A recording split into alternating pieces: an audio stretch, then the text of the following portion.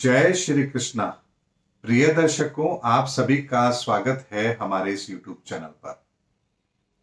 दर्शकों, क्या आपने अब से पहले इंसान को इतना बेबस पहले कभी देखा था? अमेरिका का राष्ट्रपति भारत के प्रधानमंत्री से कहता है कि आप युद्ध रोकने की पहल कीजिए, हम उसमें आपका स्वागत करेंगे, आपका साथ देंगे। रशिया सब कुछ भूल करके भारत के साथ दोस्ती निभा रहा है। भारत रशिया से भी दोस्ती निभाता है तो अमेरिका को भी साधने का काम करता है। पाकिस्तान के प्रधानमंत्री कटोरा लेकर के पूरी दुनिया में घूम रहे हैं। चाइना अपने हालात में खुद ही फंसा पड़ा है। युद्ध के मुहाने पर दुनिया पहुंच चुकी है, लेकिन फिर भी लोग बेफिक्री की नींद सो रहे हैं। और प्रकृति, आप देख रहे हैं कि तुर्की के अंदर किस तरह का माहौल वहां पर है। 10 शहर तबाह हो गए हैं, हजारों लोग मर चुके हैं, भुखमरी के हालात हैं।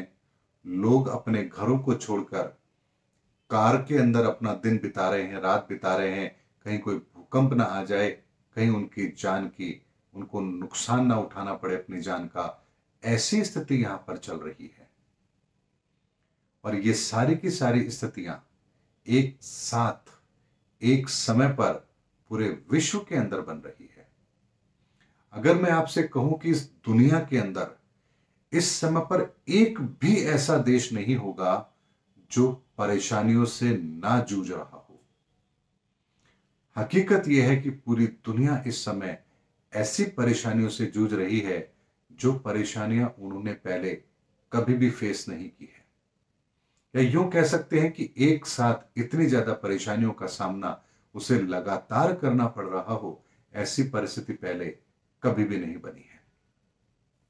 और ऐसी परिस्थिति ही इंसान को इस प्रकृति के आगे, इस परमात्मा के आगे बेबस बनाती है। जहां आपका पुरुषार्थ काम नहीं आता, जहां आपका पैसा, आपकी ताकत, आपका रुतबा, आपकी गुडविल कुछ भी काम नहीं आता और आप केवल और केवल प्रकृति के सामने बहुत बोने अपने आप को महसूस करते हैं। इस समय पर पूरी दुनिया के अंदर हालात इसी तरह के हैं। जो कुछ अच्छा हो जाए भगवान भरोसे बहुत बढ़िया है, और कुछ अच्छा ना हो तो अपनी किस्मत को हम कोसने लगते हैं। इस समय पर हालात ऐसे ही हैं। और जो भी मैंने आपको उदाहरण दिए हैं आरंभ के अंदर, चाहे अमेरिका, भारत, पाकिस्तान, रशिया, किसी का भी आप उठा करके देख लीजिए, सबके हालात बड़े विचित्र हैं। ऐसे में दर्शकों, मैंने आप लोगों को एक वीडियो में पहले भी कहा था कि कुदरत ने पहली चोट हमारे शरीर पर की थी और अब दूसरी चोट वो हमारे मन पर कर रही है, हमारे मनोबल को तोड़ने का प्रयास कर रही है।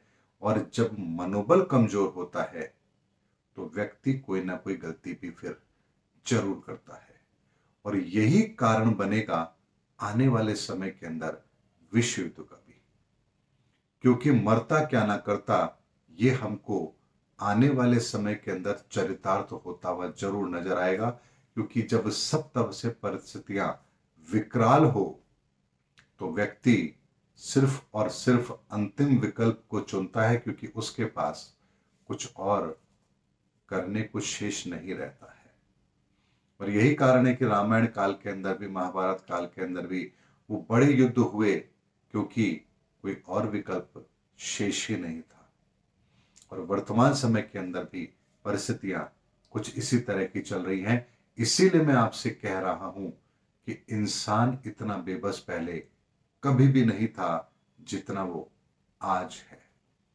क्योंकि इन परिस्थितियों से बाहर निकलने का रास्ता इस दुनिया में किसी के पास भी नहीं है। क्योंकि ये जो परिस्थितियां बन रही है, कुछ हद तक इसके जिम्मेदार हम भी हैं। और प्रकृति ने, परमात्मा ने हमें बहुत मौके दिए, अब वो सारे मौके पूरे हो चुके हैं।